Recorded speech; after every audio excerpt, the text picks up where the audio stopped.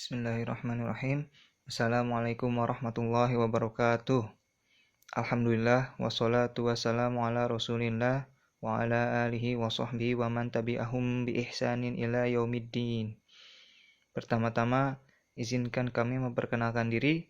Kami dari kelompok 3 mata kuliah Pendidikan Agama Islam Politeknik Negeri Bandung, kelas 1E Teknologi Pembangkit Tenaga Listrik.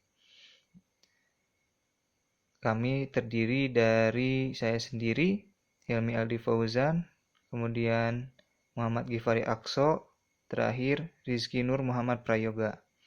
Dalam kesempatan ini, kami akan sharing sedikit ilmu tentang ilmu pengetahuan dan teknologi dalam Islam. Sebagai gambaran, terdapat 4 pokok materi yang akan kami bahas, yaitu yang pertama, konsep ilmu dalam Islam. Kemudian yang kedua, adab berilmu dalam Islam. Selanjutnya, tugas dan tanggung jawab umat Islam dalam mengembangkan ilmu pengetahuan dan teknologi. Terakhir, kontribusi ilmuwan muslim dalam pengembangan ilmu pengetahuan dan teknologi. Kemudian, kita masuk ke slide selanjutnya. Konsep ilmu dalam Islam. Pertama-tama kita tinjau secara definisi. Secara etimologi, kata ilmu merupakan kata serapan bahasa Arab ilm, yang berarti pengetahuan atau kepandaian. Kata ilm sendiri merupakan derivasi dari kata kerja alima ya'lamu, artinya mengetahui. Menurut Utsaimin, ilmu dapat dipahami sebagai pengetahuan terhadap sesuatu secara pasti. Pengertian tersebut senada dengan definisi yang diberikan Al-Jurzani, bahwa ilmu adalah keyakinan pasti terhadap sesuatu yang sesuai dengan faktanya. Adapun secara terminologi, ilmu mempunyai kandungan dan medan pengertian yang jauh lebih luas dan mendalam yang terkait erat dengan prinsip-prinsip tauhid dan totalitas ajaran Islam. Dewasa ini, aktivitas dalam pencarian ilmu yang berkiblat pada konsep Al-Quran dan Sunnah telah memudar. Ilmu kini lebih berkiblat pada tata nilai barat yang menuhankan benda dan rasionalitas. Sejak umat Islam tidak lagi mengendalikan pengembangan ilmu sejak abad 16 hingga sekarang. Dengan sains modern telah putus hubungan ilmu al-alim, sang pencipta alam, Allah Subhanahu wa Ta'ala. Oleh karena itu, untuk memperbaiki mindset kita perlu mengetahui terlebih dahulu kaidah tentang berilmu. Ulama hadis terkemuka, yakni Imam Al-Bukhari berkata, "Al-ilmu qabla qauli wa amali." Ilmu sebelum berkata dan berbuat. Perkataan ini merupakan kesimpulan yang beliau ambil dari firman Allah Ta'ala.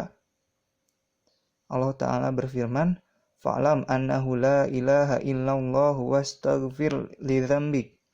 Maka ilmuilah, ketahuilah bahwasannya tiada sesembahan yang berhak disembah selain Allah, dan mohonlah ampunan bagi dosamu. Quran Surat Muhammad ayat 19. Dalam ayat ini Allah memulai dengan ilmuilah. Maka ilmuilah, ketahuilah. Allah memulai dengan ilmuilah. Lalu mengatakan mohonlah ampun. Ilmuilah yang dimaksud adalah perintah untuk berilmu terlebih dahulu. Sedangkan memohon ampun adalah sebuah amalan. Ini pertanda bahwa ilmu hendaklah lebih dahulu sebelum amal perbuatan. Mengapa demikian? Karena terdapat akibat buruk akibat tidak berilmu dahulu sebelum beramal. Syekh Ibnu Qasim rahimahullah berkata, perkataan dan amalan manusia tidak benar sampai ia mendasarinya dengan ilmu. Dalam hadis disebutkan, "Man amila amalan laisa alaihi amruna fahuwa raddun."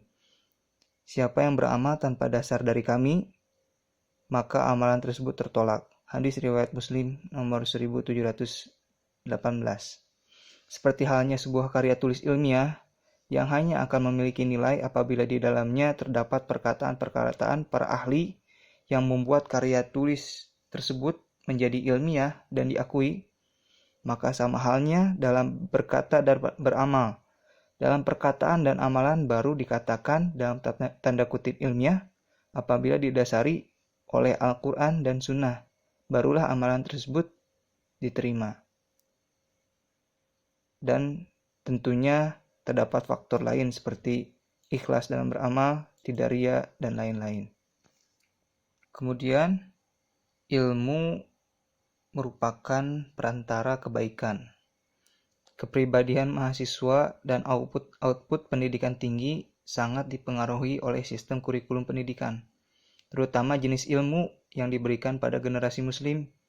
Dari sanalah kebaikan atau keburukan itu tumbuh dan berkembang mewarnai seluruh sendi kehidupan anak didik juga mahasiswa. Sabda Rasulullah SAW diriwayatkan dari Muawiyah radhiyallahu an. Dia berkata, saya pernah mendengar Rasulullah SAW, man yuridullahu bihi khairan yufaqihu fid din. Barang siapa yang Allah kehendaki mendapat seluruh kebaikan, maka Allah akan memahamkan dia tentang agama. Hadis riwayat Bukhari nomor 71 dan Muslim nomor 1037.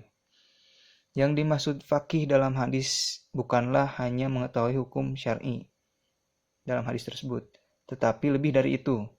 Dikatakan faqih jika seorang memahami tauhid dan pokok Islam serta berkaitan dengan syariat Allah Subhanahu wa taala. Demikian dikatakan oleh Syekh Muhammad bin Shalih Al-Utsaimin dalam Kitabul Ilmi halaman 21. Hadis tersebut memberi syarat bagi segala upaya perbaikan kualitas hidup manusia ditentukan oleh pengetahuan atau ilmu yang sesuai dengan konsep Islam. Jika syariat dilanggar atau tidak dipenuhi, artinya diajarkan kepada mahasiswa jenis pengetahuan dan bertentangan dengan konsep Islam.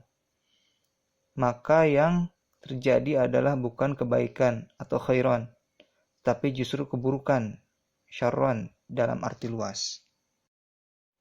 Lalu, apa batasan kebaikan al-khair dan keburukan al-syarru?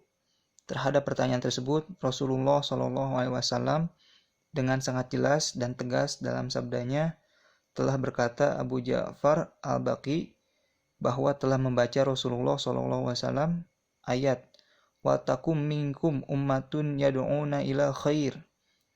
Hendaklah ada di antara kalian segolongan umat yang menyeru kepada kebaikan al-khair.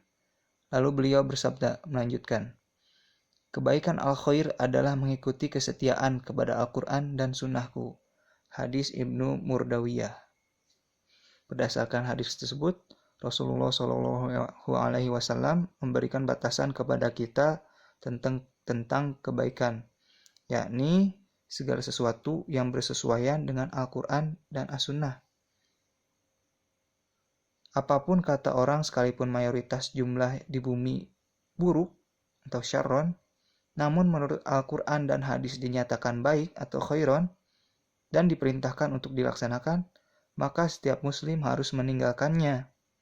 Namun demikian untuk memperoleh kejelasan dalam menangkap apakah suatu perkara itu dinyatakan baik atau buruk, yang dimaksudkan Al-Quran harus diserahkan kepada para ahli dalam penafsiran Al-Quran, yakni para ulama yang mengikuti ajaran-ajaran atau pendapat-pendapat yang terpercaya, yakni para generasi terdahulu, yaitu para sahabat, tabi'in, tabi'ut tabi'in, dan para ulama yang mengikutinya. Kebaikan lainnya terdapat pada hadis Abu Hurairah radhiyallahu an. Ia berkata bahwa Rasulullah SAW bersabda, "Waman salaka thoriqan yaltamisu fihi ilman sahalallahu lahu bihi thoriqan ilal jannati." Siapa yang menempuh jarak untuk mencari ilmu, maka Allah mudahkan baginya jalan menuju surga. Dalam hadis ini terdapat 4 makna, yaitu seseorang yang menuntut ilmu, maka Allah akan mudahkan jalannya menuju surga. Kemudian, dengan menuntut ilmu tersebut merupakan jalan mendapat hidayah yang menjadi jalan seseorang tersebut untuk masuk surga. Kemudian dengan menuntut ilmu, maka dia akan mendapatkan ilmu lainnya yang dengan ilmu tersebut menjadi jalan baginya untuk mempermudah dirinya menuju surga. Lalu ilmu adalah cahaya dari Allah Subhanahu wa taala. Allah adalah Al-Khaliq, Sang Pencipta.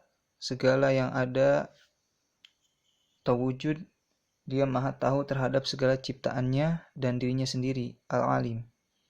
Dia memancarkan nur, cahaya berupa pengetahuan, yaitu al-ilmu, kepada hambanya. Maka adalah pemberi cahaya langit dan bumi, nur al-samawat. Al-Quran adalah wahyu Allah yang paling sempurna. Maka oleh karenanya Al-Quran disebut An-Nur. Seperti firman Allah dalam Quran surat An-Nur ayat 35 yang artinya Allah pemberi cahaya kepada langit dan bumi. Perumpamaan cahaya Allah adalah seperti sebuah lubang yang tak tembus, yang di dalamnya ada pelita besar. Pelita itu di dalam kaca dan kaca itu seakan-akan bintang yang bercahaya seperti mutiara. Dan dinyalakan dengan minyak dari pohon yang berkahnya, yaitu pohon zaitun yang tumbuh tidak di sebelah timur sesuatu dan tidak pula di sebelah baratnya. Yang minyaknya saja hampir-hampir menerangi, walaupun tidak disentuh api. Cahaya di atas cahaya berlapis-lapis. Allah membimbing kepada cahayanya siapa yang Dia kehendaki, dan Allah memperbuat perumpamaan bagi manusia, dan Allah Maha mengetahui segala sesuatu. Dengan cahaya ilmunya, maka Allah menjelaskan karyanya berupa alam semesta ini. Maka menjadi jelaslah bagi yang membacanya. Allah memancarkan cahaya ilmunya kepada manusia melalui wahyu-wahyunya dan ilham-ilhamnya. Al-Quran adalah wahyu Allah yang paling sempurna. Maka oleh karenanya Al-Quran disebut An-Nur. Membaca alam dengan Al-Quran, maka alam gaib dan nyata menjadi jelas diketahui oleh manusia. Sebaliknya, jika membaca alam dengan indera dan rasional manusia, maka alam tampak tidak jelas, remang-remang, disebabkan keterbatasan indera dan rasio manusia. Lalu, apa hakikat nur atau cahaya dan gelap? Cahaya atau an-nur menurut ahli fisika adalah sesuatu yang mampu menampakkan dirinya dan apa-apa yang ada di sekelilingnya. Sedangkan gelap atau zulmun adalah sebaliknya dari nur, yaitu sesuatu yang tidak mampu menjadikan dirinya dan sekelilingnya tidak tampak. Gelap atau kegelapan disebabkan ketiadaan cahaya. Oleh karena itu, Rasulullah SAW bersabda, ilmu adalah cahaya dan kebodohan adalah kegelapan. Istilah zolim secara umum berarti orang yang berbuat aniaya. Diambil atau dinisbatkan dengan akar kata zulmun atau gelap. Kata zolim merupakan lawan kata dari kata adl, berarti menempatkan sesuatu pada tempatnya. Dengan demikian, zolim berarti menempatkan sesuatu bukan pada tempatnya. Secara umum, perbuatan salah dalam meletakkan sesuatu disebabkan oleh sebab umum, yaitu kondisi gelap. Gelapnya pikiran artinya kebodohan. Selanjutnya adalah klasifikasi ilmu dalam Islam. Para ulama berbeda pendapat terkait klasifikasi ilmu dalam pandangan Islam. Perbedaan ini terdapat hal yang bisa dipahami karena mereka mengklasifikasikan ilmu dalam ragam sudut pandang yang berbeda. Atas mengklasifikasikan ilmu menjadi dua. Pertama, ilmu yang merupakan pemberian Allah Subhanahu wa taala sebagai anugerah. Ilmu jenis ini dikenal sebagai ilmu laduni. Ilmu ini diperoleh manusia tanpa melalui upaya. Al-Quran sebagaimana tercantum dalam Quran Surat Al-Kahfi ayat 65 sudah menyinggung tentang ilmu laduni ini. Fawajada abdum min ibadina atainahu rahmatam min indina wa 'allamnahu min ladunna ilma. Lalu mereka bertemu dengan seorang hamba di antara hamba-hamba kami yang telah kami berikan kepadanya rahmat dari sisi kami, dan yang telah kami ajarkan kepadanya ilmu dari sisi kami.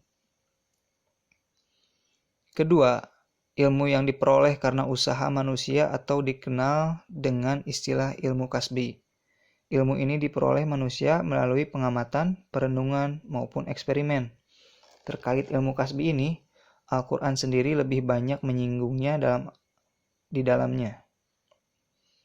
Bahkan ayat yang menyinggung tentang ilmu kasbi menurut Syihab jauh lebih banyak dibandingkan dengan ayat yang menyinggung ilmu laduni. Adapun dalam aspek yang berbeda, Al-Ghazali mengklasifikasikan ilmu menjadi dua, yaitu ilmu usul dan ilmu kauniyah. Ilmu usul adalah ilmu terkait ilmu syariat yang hukumnya fardu ain, sedangkan ilmu kauniyah adalah ilmu-ilmu yang berhubungan dengan kemasyarakatan yang dibutuhkan bagi kemaslahatan manusia, seperti ilmu kedokteran, militer, ilmu teknik, ilmu hukum. Menuntut ilmu kauniyah ini hukumnya fardu kifayah. Nah, oleh sebab itu menuntut ilmu usul atau ilmu agama adalah wajib bagi kita semuanya. Kita wajib menuntut ilmu agama dengan sebaik-baiknya. Karena tadi suatu amalan tidak akan diterima apabila tidak dilandasi ilmu yang benar-benar dari sumbernya. Sementara ilmu tentang keduniaan hukumnya fardu kifayah. Kita boleh menuntut ilmu keduniaan ini demi kemaslahatan bersama, demi kemaslahatan manusia. Tapi ingat, kita mempunyai kewajiban yang utama, yaitu menuntut ilmu agama. Selanjutnya, setelah kita mengetahui konsep ilmu, keutamaan ilmu, dan lain-lainnya, kita perlu mengetahui sebagai penuntut ilmu, sebagai pencari ilmu, sebagai mahasiswa, kita harus ketahui adab berilmu dalam Islam. Proses pembelajaran dalam Islam bukan sekedar kegiatan kognitif seperti memahami atau akan sesuatu, melainkan juga transfer nilai dan karakter. Oleh karena itu, Islam sangat memperhatikan akhlak dalam menuntut maupun mengamalkan ilmu. Karena sesuatu yang baik akan diraih apabila kita mendapatkan sesuatu tersebut dengan cara yang baik. Oleh karena itu, apabila kita ingin mendapatkan ilmu sebaik-baiknya, maka kita harus mendapatkan ilmu tersebut dengan cara sebaik-baiknya, yaitu dengan beradab dulu sebelum berilmu. Utsaimin menyampaikan ada etika yang perlu diperhatikan dalam menuntut ilmu. Yang pertama, didasari niat ikhlas karena Allah Subhanahu wa taala. Niat mencari termasuk mengamalkan ilmu harus didasarkan niat ibadah karena Allah, lillah, dan ikhlas. Adapun niat lain yang bersifat keduniaan selayaknya tidak jadi dasar utama dalam mencari ilmu. Rasulullah SAW menyinggung masalah ini melalui hadisnya. Barang siapa yang menuntut ilmu yang seharusnya diniatkan demi Allah, namun ia tidak mempelajarinya kecuali untuk mendapatkan kenikmatan dunia, maka ia tidak akan mencium bau surga di hari kiamat. Niat ini juga penting karena boleh jadi ilmu tersebut walaupun sedikit tapi menjadi berkah dan manfaatnya banyak karena niatnya lillah karena Allah. Dan juga sebaliknya, sebanyak apapun ilmu tersebut bisa jadi tidak bernilai karena niatnya tidak lillah, tidak karena Allah. Kemudian adab selanjutnya adalah menuntut ilmu dalam rangka memberantas kebodohan. Motif menuntut ilmu seharusnya disorong niat yang baik untuk memberantas kebodohan, baik untuk dirinya sendiri maupun orang lain. Karena pada dasarnya manusia lahir dalam keadaan tidak tahu apa-apa. Allah Subhanahu wa taala dalam Quran surat An-Nahl ayat 78 menegaskan ihwa kondisi tersebut, yang artinya, dan Allah mengeluarkan kamu dari perut ibumu dalam keadaan tidak mengetahui sesuatu pun, dan Dia memberi kamu pendengaran, penglihatan, dan hati. agar kamu bersyukur. Sehingga sudah selayaknya kita bersemangat dalam menuntut ilmu demi memberantas kebodohan pada diri kita dan juga membantu orang lain agar tidak terjerumus dalam kebodohan. Sudah selayaknya kita saling membantu dalam kebaikan, terutama dalam menuntut ilmu ini, terutama ilmu agama. Lalu dalam menuntut ilmu, kita menuntut ilmu dalam koridor agama dan membela syariat. Tentu hal tersebut sudah kita ketahui sebelumnya bahwa menuntut ilmu syar'i atau ilmu agama itu adalah wajib. Maka kita harus tekankan pada mindset kita, rubah mindset kita bahwa ilmu agama itu penting bagi kita. Karena tidak mungkin suatu amalan dalam hal ini beribadah kepada Allah tidak akan diterima apabila amalan tersebut tanpa didasari ilmu. Kemudian kita perlu berlapang dada dan tegar menghadapi berbagai hambatan dalam mencari ilmu. Sehingga bisa jadi hambatan tersebut akan menjadi nilai tersendiri bagi kita di hadapan Allah Subhanahu wa taala. Kemudian kita perlu mengamalkan ilmu karena ilmu bukan sekedar untuk dipahami saja, tapi ilmu juga harus diamalkan. Karena bahaya apabila ilmu yang kita pelajari, dalam hal ini ilmu agama, tidak diamalkan. Bisa jadi kita termasuk ke dalam golongan orang-orang yang disebutkan dalam surat Al-Fatihah, yaitu orang yang maghdub, yaitu orang-orang yang Allah murkai karena mereka mempunyai ilmu tapi tidak diamalkan. Oleh sebab itu penting kita harus mengamalkan ilmu yang sudah kita pelajari. Selanjutnya, menuntut ilmu dalam rangka mengajak manusia untuk menyembah Allah Subhanahu wa taala. Kemudian, menuntut ilmu mampu membentuk pribadi yang bijaksana, yaitu bertindak dengan kondisi orang yang dihadapi, termasuk mengajarkan ilmu yang didapat kepada orang lain secara bijaksana.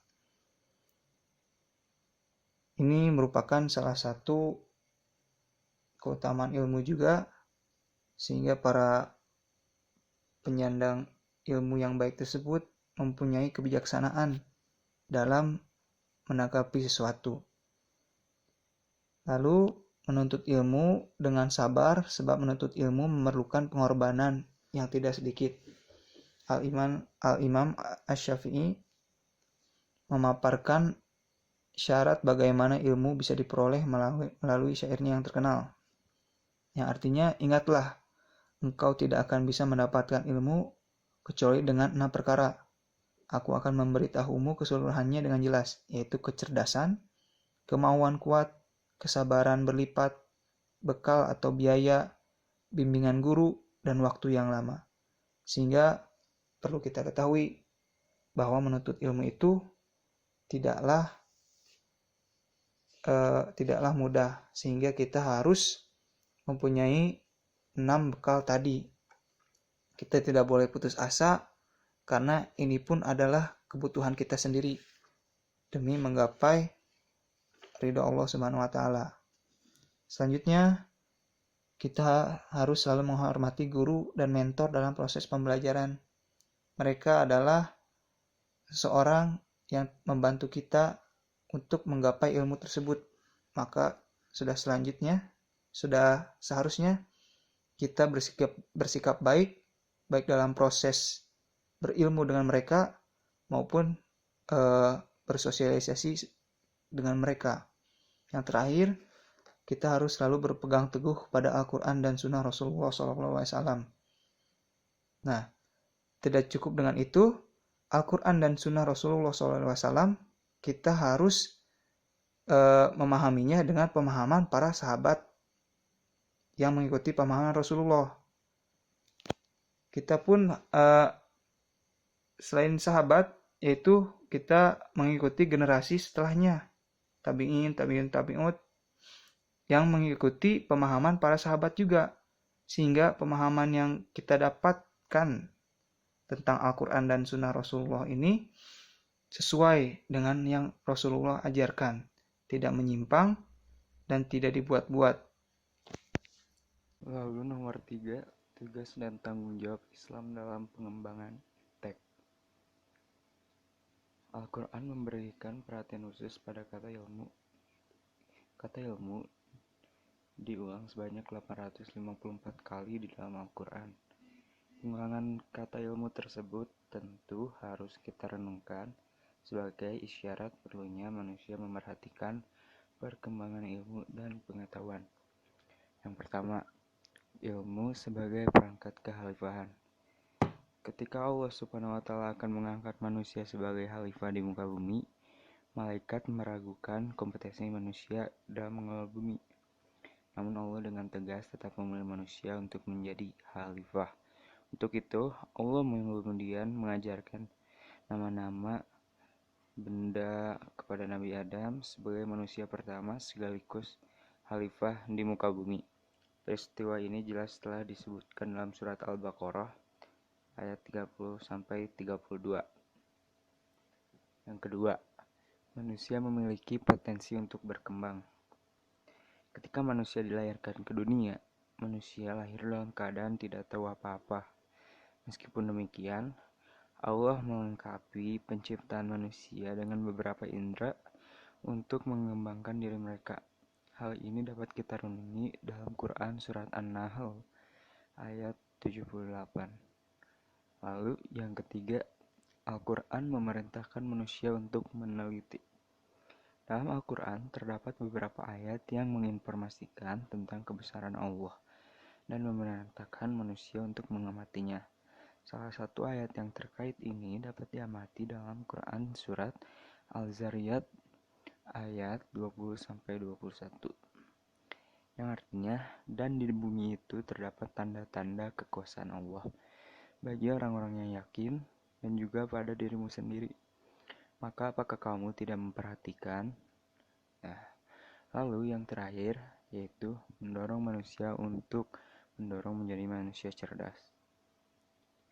Beberapa contoh ayat yang menggunakan istilah kecendekian yang dimaksud adalah: yang pertama, ada pada Quran surat Ali Imran ayat 190, dan yang kedua, ada pada Quran surat An-Nur ayat 44.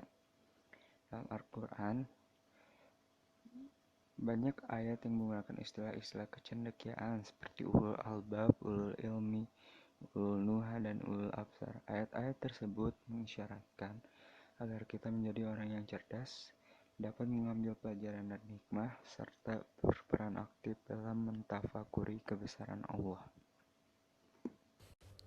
Ya, berikutnya kita akan memasuki bagian keempat, yaitu kontribusi ilmuwan muslim dalam pengembangan iptek. Yang pertama di sana ada Al-Kindi.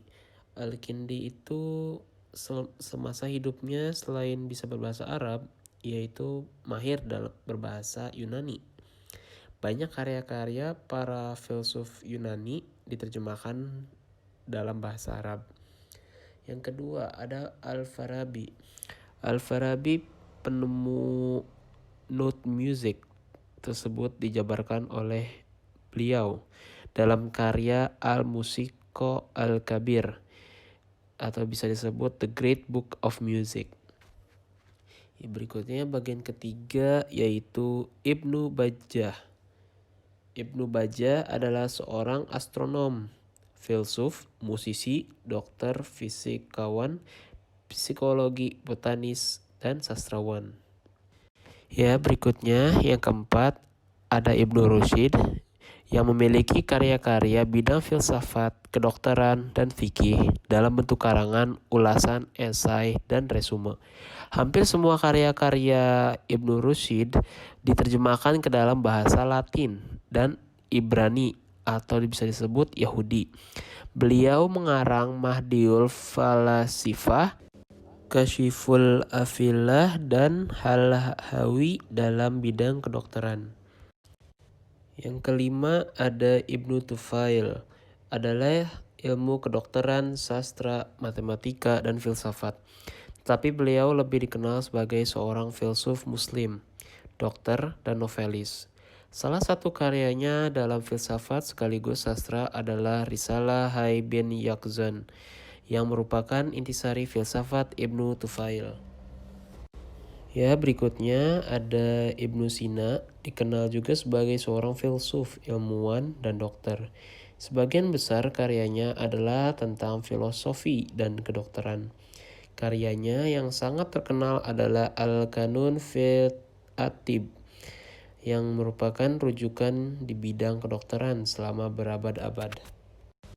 Yang terakhir ada Al-Ghazali, adalah seorang filsuf dan teolog muslim Persia yang dikenal sebagai Al-Ghazal di dunia barat.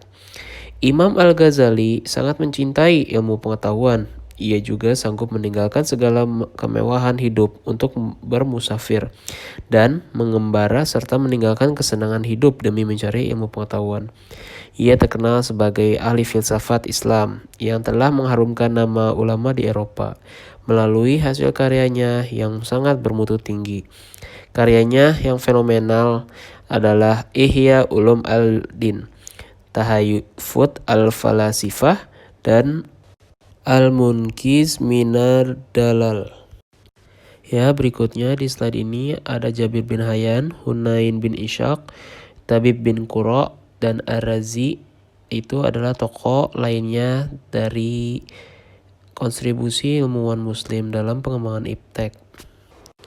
Ya, berikutnya ada Umar al-Faruqan dan Al-Khawarizmi, yaitu dua tokoh matematika muslim yang terkenal. Kemudian ada Al-Fazari, Al-Batani, Abu Wafaq, dan Al-Farghani, yaitu tokoh astronomi atau ilmuwan Islam. Berikutnya, dalam bidang seni ukir umat Islam cukup terkenal dengan hasil seni pada botol tinta, papan catur, payung, pas bunga, burung-burungan, dan pohon-pohonan. Tokohnya antara lain Al-Badr dan Al-Tarif sekitar tahun 961 sampai 976 Masehi. Dapat dilihat dalam slide ini terdapat foto tokoh-tokoh ilmuwan muslim yang berkontribusi dalam pengembangan iptek. Ya, sekian dari kelompok 3. Mohon maaf bila ada salah ucap. Wassalamualaikum warahmatullahi wabarakatuh.